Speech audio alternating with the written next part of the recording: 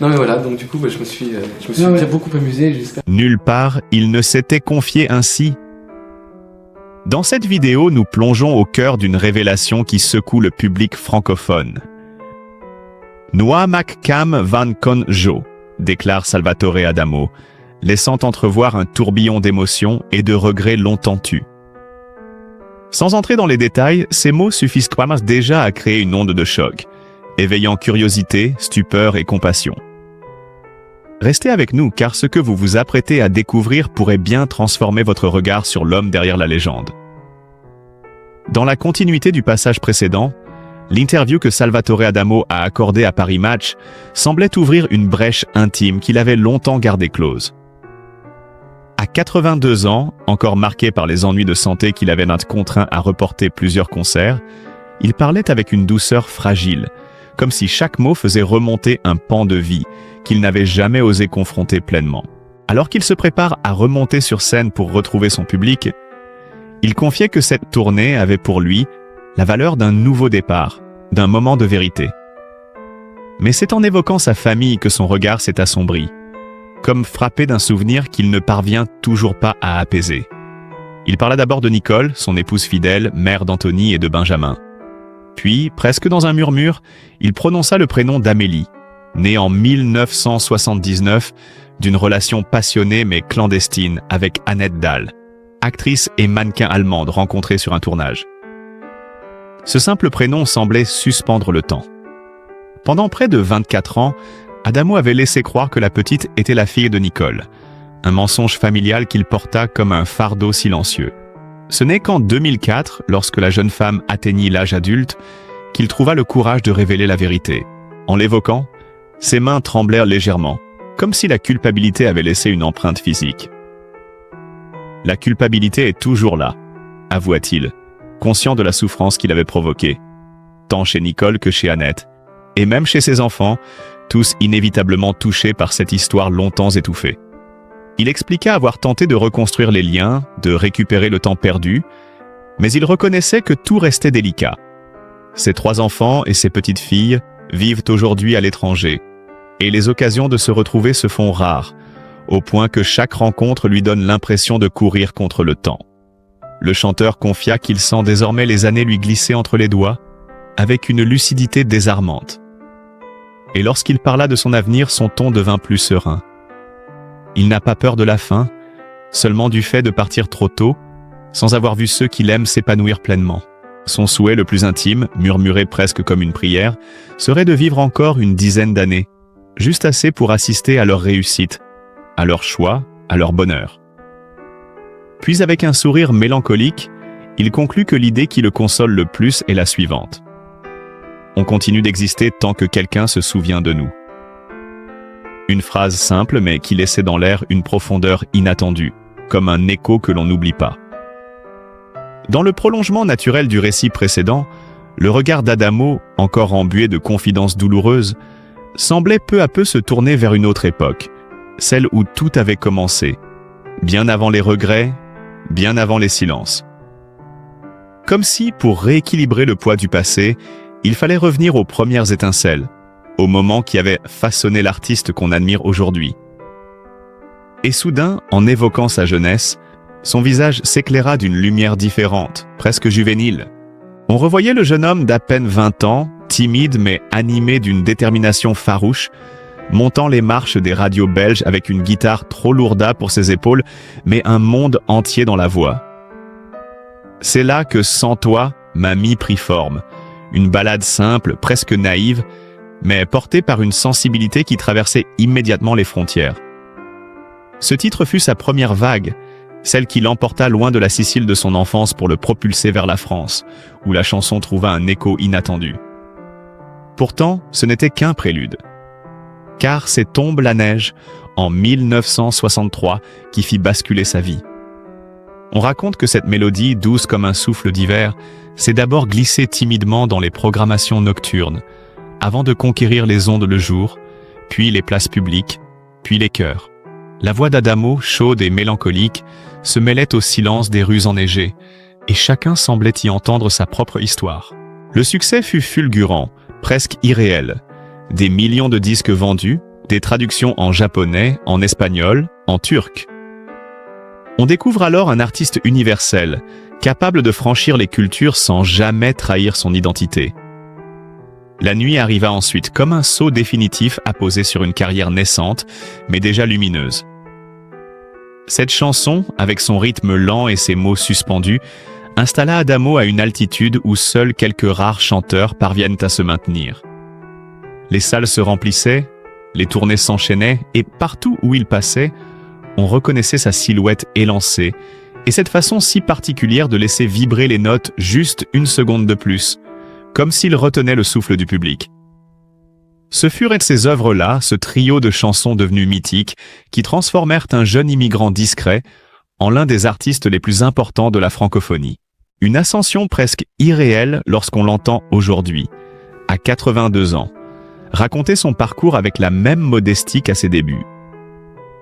Et dans son récit coule toujours cette même émotion, intacte, comme si la neige continuait de tomber quelque part, lente et silencieuse, accompagnant chaque mot de sa mémoire.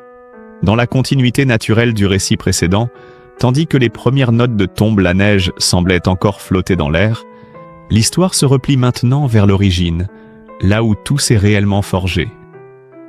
L'enfance rude, discrète, mais décisive de Salvatore Adamo. Avant la lumière des projecteurs, avant même qu'il ne comprenne la puissance de sa propre voix, il y eut d'abord un garçon frêle, né en Sicile en 1943, dans un monde où chaque journée semblait peser plus lourd que la précédente. On imagine presque la petite maison familiale secouée par le vent marin, remplie de silence et de résignation. Son père, Antonio, ouvrier courageux, rêvait d'un avenir qu'il ne trouvait pas sur sa terre natale. Sa mère, Concetta, veillait sur la fratrie avec cette tendresse mêlée d'inquiétude que seules les mères du Sud savent exprimer. L'Italie d'après-guerre était un pays meurtri, et la Sicile particulièrement vivait dans la pauvreté, les pénuries et l'instabilité. C'est dans ce décor qu'Adamo fit ses premiers pas, observant très tôt le visage de la dureté, apprenant que rien ne s'obtient sans effort. Puis vint le grand bouleversement. L'exil. Antonio quitta l'île pour travailler dans les mines du Borinage, en Belgique, espérant offrir à sa famille une vie digne. Pendant de longs mois, Salvatore n'avait de son père que quelques lettres, parfois tachées de poussière noire.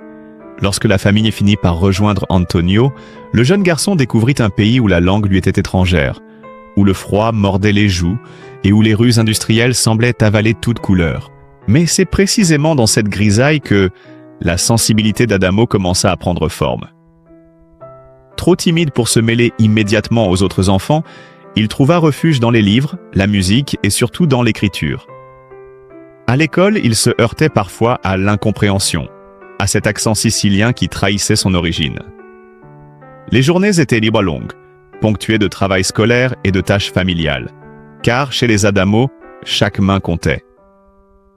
Pourtant, malgré la précarité et le déracinement, une chose restait intacte, la chaleur de la cellule familiale. Le soir, tandis que la pluie belge frappait les vitres, Antonio prenait sa mandoline et les mélodies italiennes emplissaient la petite maison. C'est peut-être là, dans cet entrelac de nostalgie et de tendresse, que naquit le premier élan artistique du jeune Salvatore. Il observait son père jouer, puis fermait les yeux, laissant les notes s'attarder en lui comme une promesse. La voix, alors timide, se déployait doucement, presque en secret. Plus tard, il dira que cette musique fut son premier véritable refuge, celui qui l'aida à supporter les moqueries et les regards étrangers. L'enfance d'Adamo fut donc une succession de contrastes. Pauvreté et poésie, solitude et rêve, froid du nord et chaleur méditerranéenne. Rien n'y était facile, mais tout y était fondateur. Chaque obstacle rencontré, chaque humiliation surmontée, chaque silence observé autour de la table familiale contribua à façonner l'homme qu'il deviendrait. Et lorsque des années plus tard, sa voix toucherait des millions de cœurs, on comprendrait enfin que cette sensibilité troublante, cette capacité unique à raconter la fragilité humaine, avait pris racine bien avant la gloire. Au cœur d'une enfance modeste, marquée par l'exil, la lutte, mais aussi par une douceur indestructible. Cette douceur que, même aujourd'hui, à 82 ans, son regard n'a jamais vraiment perdu. Dans la continuité fluide de ce récit, alors que l'ombre de son enfance difficile s'efface doucement pour laisser place aux années de construction, la vie personnelle de Salvatore Adamo apparaît comme un paysage tout aussi complexe, fait de fidélité, de fractures et de tendresse silencieuse. Car derrière l'artiste reconnu dans le monde entier, il y a toujours eu un homme profondément attaché à ses racines affectives. Un homme pour qui la famille, malgré les bouleversements, reste une colonne invisible mais essentielle. Lorsque les premiers succès commencent à affluer, Adamo n'est pourtant pas happé par le tourbillon de la célébrité. Très tôt, il trouve auprès de Nicole, la femme qui deviendra son épouse, une stabilité rare dans l'univers agité du spectacle. Leur rencontre ne fut pas un coup de tonnerre hollywoodien, mais plutôt une évidence douce, une complicité qui se tissa avec le temps. Nicole n'était pas seulement une partenaire de vie, elle fut aussi un ancrage, une présence discrète mais solide, capable d'absorber les tensions d'une carrière en pleine ascension. Ensemble, ils construisirent une famille qui, malgré les secousses, n'a jamais cessé de le définir. Leur premier fils, Anthony, né en 1969, au moment massin où Adamo enchaîne les scènes. Le second, Benjamin, arrive en 1980, complétant un foyer que l'artiste tente de protéger des feux médiatiques. Mais l'histoire familiale n'a jamais été parfaitement rectiligne. Il y eut aussi Amélie, née en 1979, fruit d'une relation longue et secrète avec Annette Dahl. Cette naissance, qui marquera durablement la vie intime du chanteur, reste une cicatrice délicate, mais aussi un lien qui, avec le temps, trouve sa place dans l'ensemble du tableau familial. Dans le quotidien, Adamo n'est pas l'icône inatteignable qu'on pourrait imaginer. Il vit depuis des décennies en Belgique, pays où sa famille s'était installée lorsqu'il n'était encore qu'un enfant. La maison familiale, chaleureuse et sans extravagance, a toujours été pour lui un refuge, un lieu où il pouvait redevenir simplement Salvatore, loin des applaudissements, loin des projecteurs. Ce n'est pas un palais de stars, mais une demeure empreinte de souvenirs. Les rires des enfants dans les couloirs, les repas partagés, les partitions éparpillées sur les tables, comme si la musique ne parvenait jamais à quitter totalement les lieux. Aujourd'hui encore, à plus de 80 ans, il continue de vivre entre simplicité et nostalgie. Ses enfants, désormais adultes, ont construit leur vie à l'étranger, ce qui rend les réunions familiales plus rares, mais d'autant plus précieuses. Lorsqu'il en parle, sa voix s'adoucit, comme si chaque souvenir ouvrait une fenêtre sur un bonheur fragile, difficile à retenir mais impossible à oublier. Et à travers toute cette vie intime, un élément demeure constant. L'attachement viscéral à son foyer belge, ce port d'attache comme il aime l'appeler. C'est là qu'il écrit, qu'il se repose, qu'il relit les pages de sa vie avec la sagesse des années. Là aussi que Nicole veille encore à ses côtés, parfois dans le silence, parfois dans un échange léger, toujours avec cette fidélité indéfectible qui traverse les décennies. Ainsi, la vie personnelle de Salvatore Adamo apparaît comme un enchevêtrement délicat de joie, d'erreur, de loyauté et de recomposition. Une vie imparfaite, humaine, vibrante, où l'homme n'a jamais cessé de vouloir protéger ce qu'il aime, même lorsque le destin lui imposait des détours douloureux. Une vie qui, vue de près, révèle une sensibilité aussi profonde que celle de ses chansons. Dans la continuité directe du passage précédent, alors que l'on croyait avoir déjà entrevu toute la sensibilité intime de l'homme, un nouveau pan de sa vie quotidienne se déploie, révélant à quel point l'univers domestique de Salvatore Adamo fut, au fil des décennies, le moteur discret de sa créativité et de sa résilience. Comme si derrière chaque chanson, derrière chaque émotion offerte au public, il y avait l'écho d'un instant vécu au sein de cette maison belge qu'il a vu grandir, aimer, tomber, se relever. Et plus on s'enfonce dans ce récit, plus l'on comprend que la vie familiale d'Adamo n'est pas une simple toile de fond, mais un espace mouvant, vibrant, parfois conflictuel, toujours déterminant. Dans son foyer, la musique n'était jamais un intrus.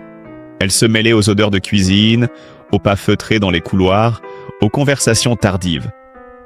Nicole, bien qu'éloignée du monde du spectacle, avait appris à apprivoiser cette présence permanente, cette façon qu'avait Salvatore de laisser flotter une mélodie au milieu d'un dialogue, ou d'interrompre une phrase parce qu'un vers venait de lui traverser l'esprit. Elle ne s'en offusquait pas. Elle savait que ce geste n'était pas une fuite, mais une nécessité vitale chez lui.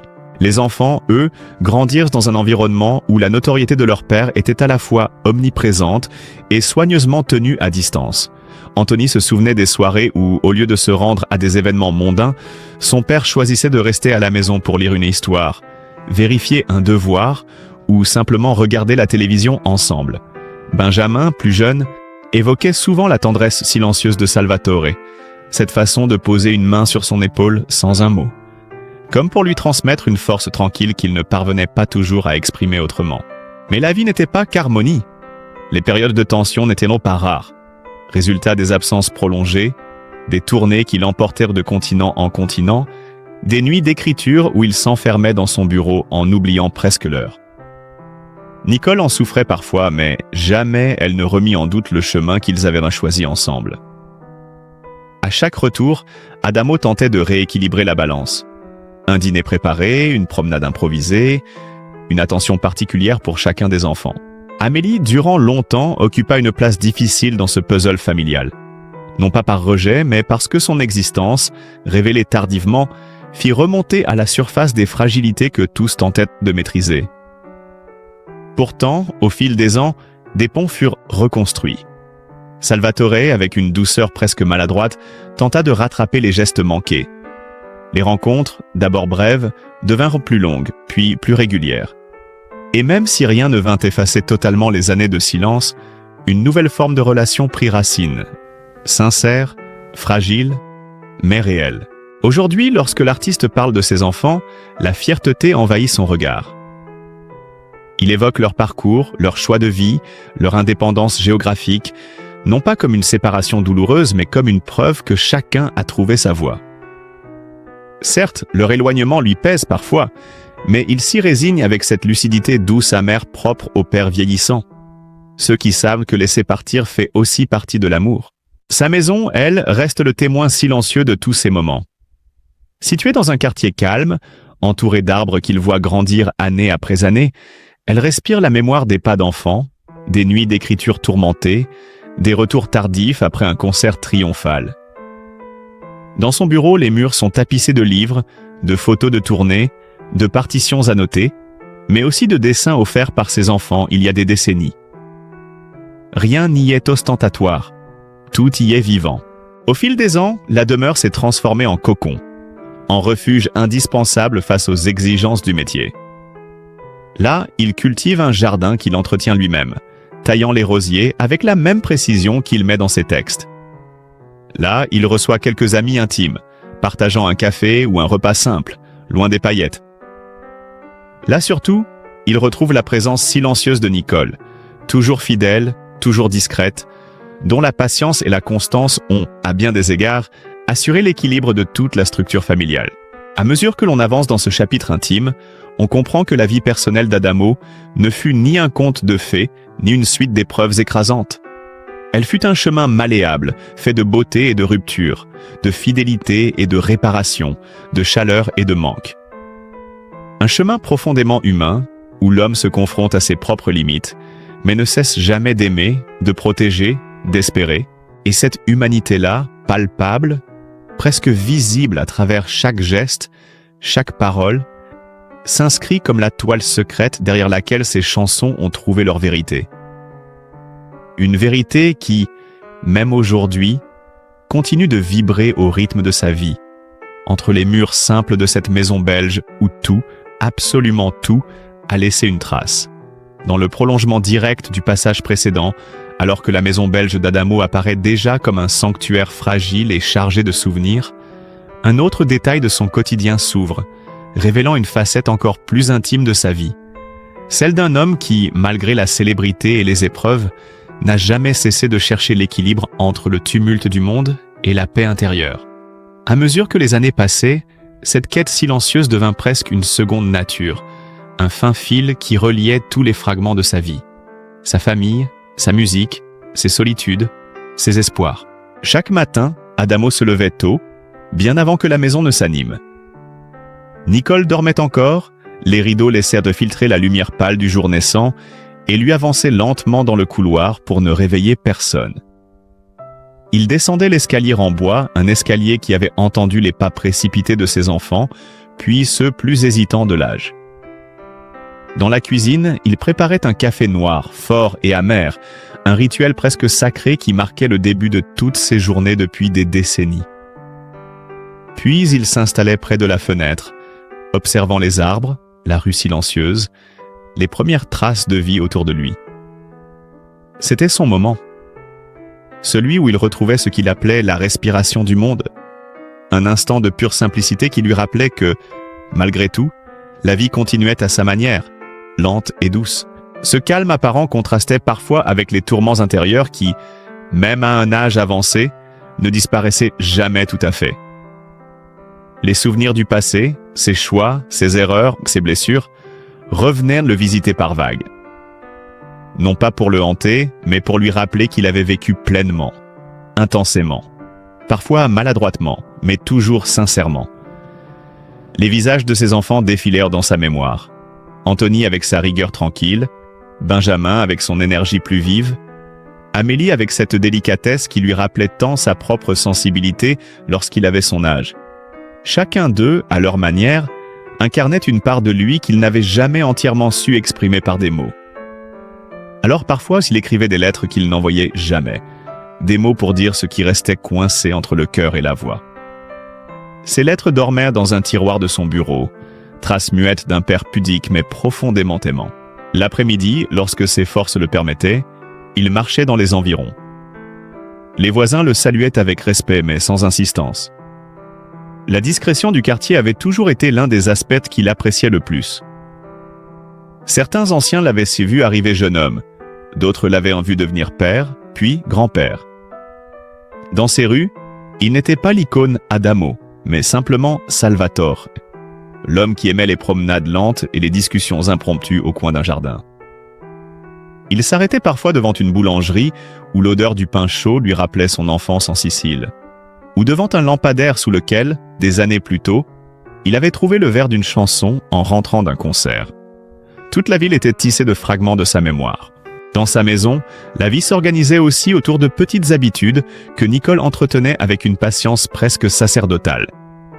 Elle veillait à ce que le bureau reste ordonné, tout en sachant que, tôt ou tard, il y laisserait de nouveau traîner des partitions, des livres ouverts, des photos anciennes, des objets qui semblaient nous flotter dans un désordre créatif. Parfois, ils déjeunaient ensemble en silence, mais ce silence-là n'était jamais pesant. Il ressemblait plutôt à une complicité installée au fil des décennies, une manière d'être ensemble sans avoir besoin de combler chaque minute de parole. Le plus étrange, peut-être, était la manière dont la maison devenait un théâtre invisible lorsque les enfants venaient lui rendre visite. Le salon, souvent calme, se remplissait alors de voix, d'accents, d'éclats de rire qui résonnèrent dans les pièces longtemps après leur départ. Ces moments-là étaient ceux qu'il chérissait le plus, même si leur brièveté lui rappelait la distance géographique qui le séparait d'eux au quotidien. Pour compenser, il conservait des objets simples mais significatifs. Un dessin d'enfant, une serviette oubliée, un jouet resté dans un coin. Ces traces lui suffisaient pour réanimer le sentiment d'une présence familière. Le soir, lorsque la lumière déclinait, Adamo se retirait souvent dans son bureau pour laisser la musique reprendre ses droits. Il jouait doucement, parfois jusqu'à ce que Nicole vienne frapper à la porte pour lui rappeler l'heure. Les notes qui s'échappèrent de sa guitare ou de son piano n'étaient plus celles du jeune artiste en pleine ascension. Elles avaient gagné en profondeur, en maturité, en fragilité aussi. Comme si chaque son portait désormais la sagesse d'une vie entière. Parfois, il composait encore.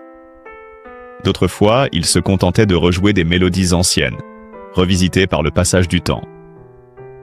Et lorsque la nuit tombait complètement, l'ombre de la pièce se transformait en écrin pour sa voix, toujours aussi douce, toujours aussi particulière, semblable à un murmure qui traverse les années. Tout dans la vie privée d'Adamo respirait ainsi une forme de lenteur apaisée, entre nostalgie et gratitude. Une vie simple, ordinaire en apparence, mais extraordinairement riche dès qu'on en soulevait les couches invisibles. Une vie construite autour de l'amour, du travail, du pardon, de la musique.